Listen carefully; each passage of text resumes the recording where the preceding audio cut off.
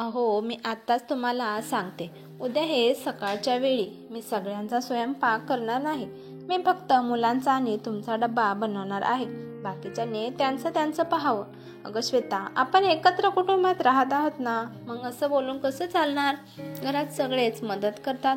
वहिनी आणि रागिनी त्यांना जमेल तशी तुला मदत करतच असतात. त्या दोघी दररोज शेतात जातात आणि शेतातून कंटाळून येतात. मग तू जरा समजून घे. आई सुद्धा तिच्या परीने तुला मदत करू लागते.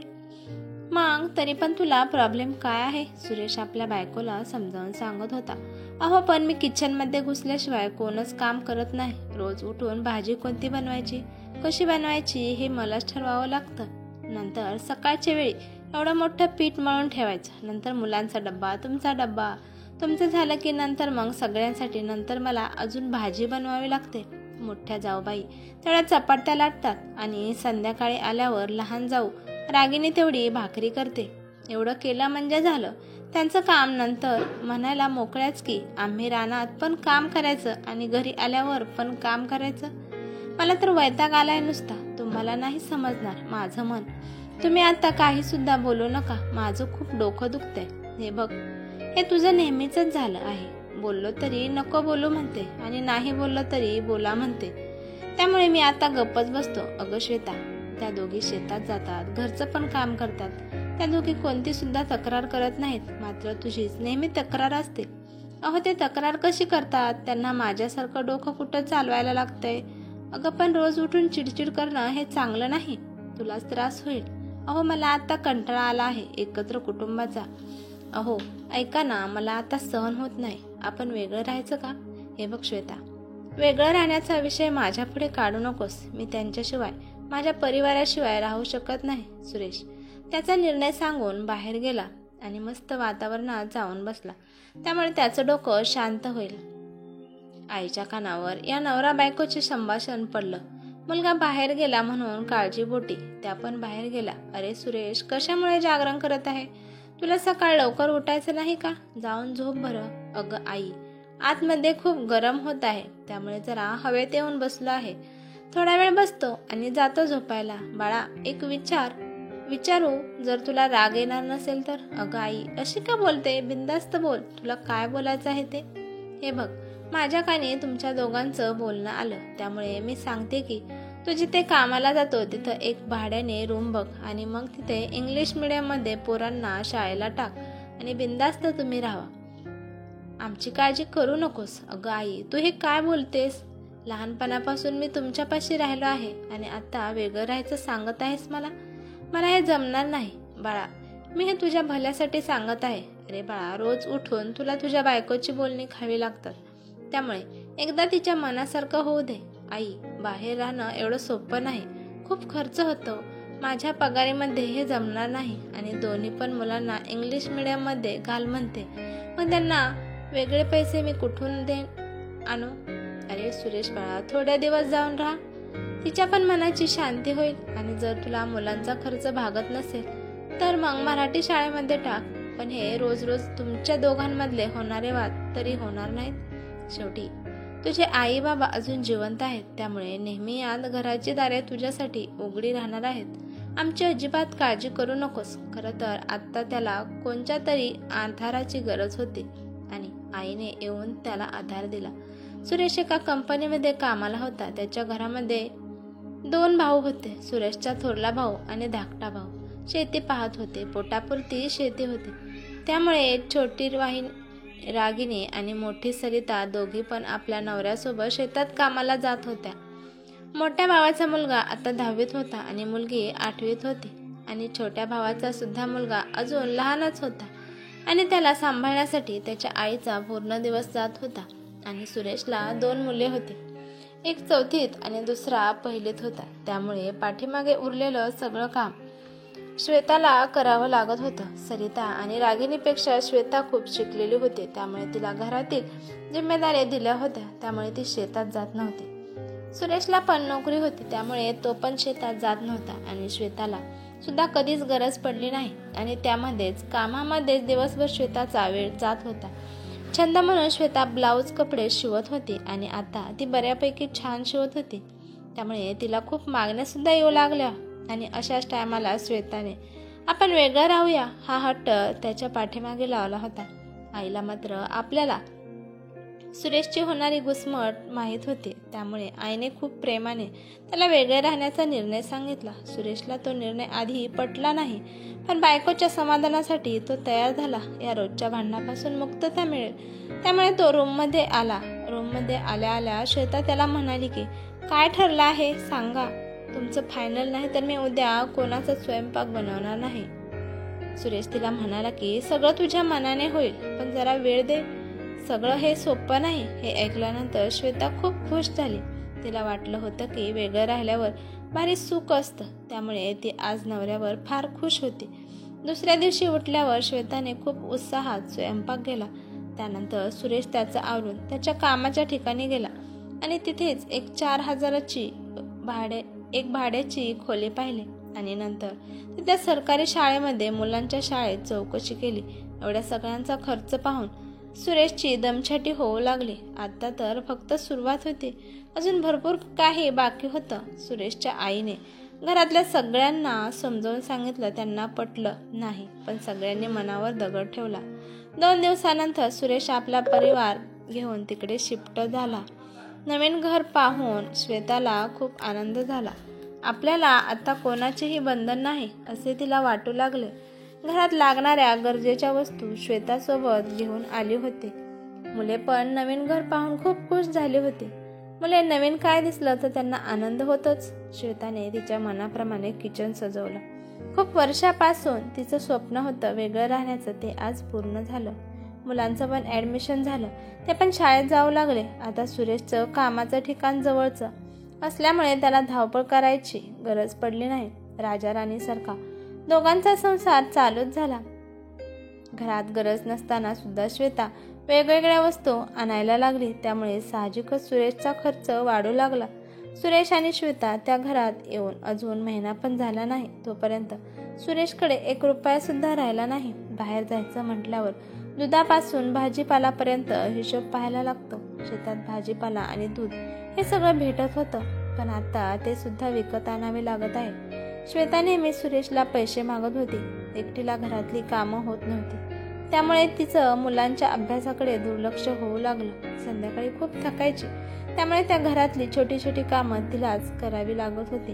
याआधी तिच्या जावा त्यांना जमेल तसे तिला मदत करत होत्या. कधी ओटा पुसणे, कधी गॅस पुसणे, भांडी घासणे, झाडून घेणे, कधी कधी त्या मुलांचा अभ्यास सुद्धा घेत होत्या, त्यामुळे तिला आराम होता.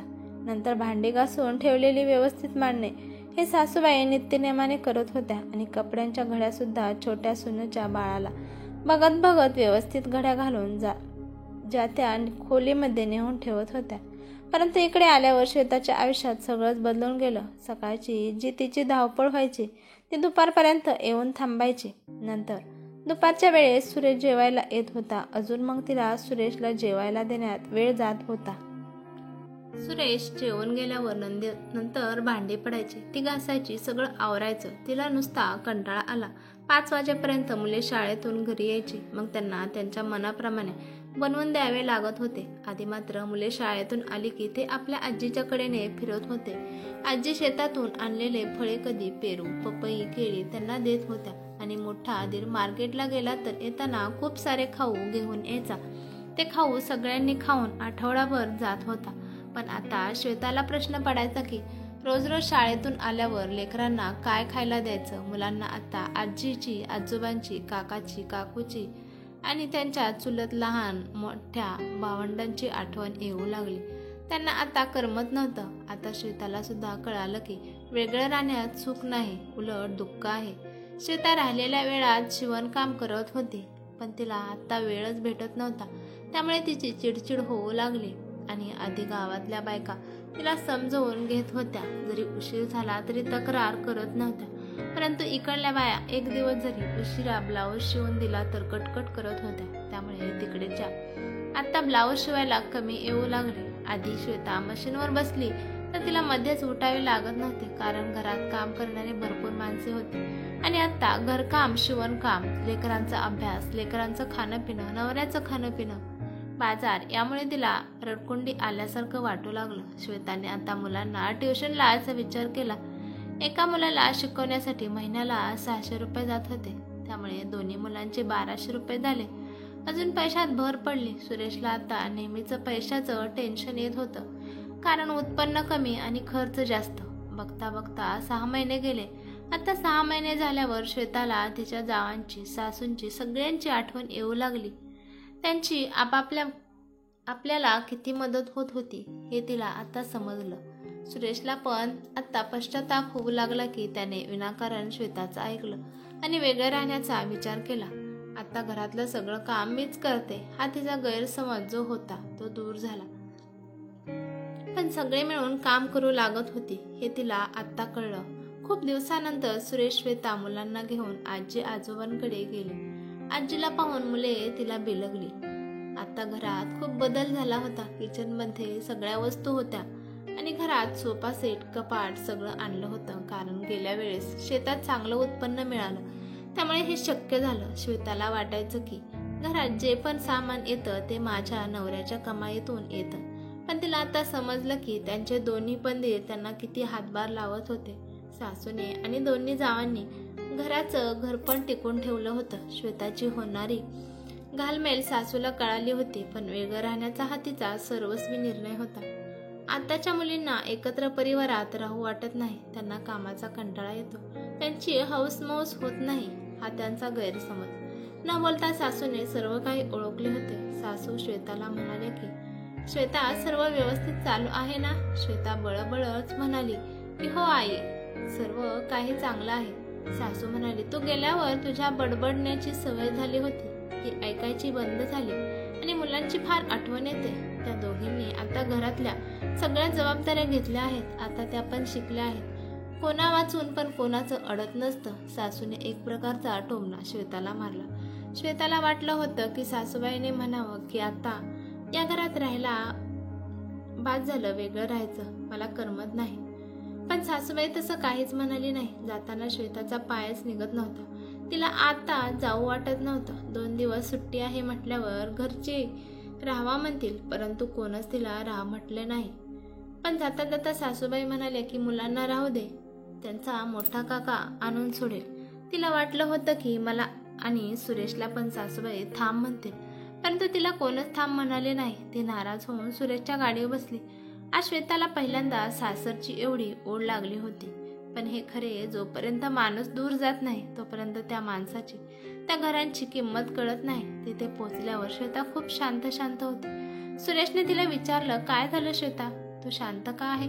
अहो, 2 दिवस सुट्टी आहे, त्यामुळे मला वाटलं की मला राहा म्हणतील कोणीतरी, परंतु मला थांबवलं नाही. खूप बदललं आहे पण त्या घरात, त्यामुळे मला वाईट वाटलं. सुरेश म्हणाला की ते बदलणारच की, कारण आपण पहिल्यांदा बदललो, त्यामुळे तुला ते बदललेले दिसत आहे. ते तुझ्या विचाराने चाललं आहेत.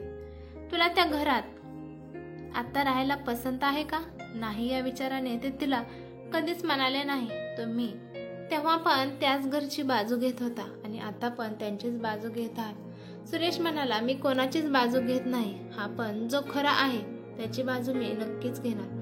पण हे खरे आहे श्वेता, तुझ्याबरोबर तू आणि माझ्या मुलांच्या सुद्धा फार हाल केले. तू मला माझ्या आई वडिलांपासून दूर केलं, माझ्या भावापासून दूर केलं, मुलांना पण त्यांच्या आजी आजोबापासून, त्यांच्या भावंडापासून, चुलतीपासून तू वेगळं केलं. आमचं मन तू कधीच समजून घेतलं नाही. हो, खरंच माझं चुकलं. आज मुले त्यांच्या आजीला कसे बिलगले ते मी पाहिले. येताना त्यांनी वळून सुद्धा माझ्याकडे पाहिलं नाही.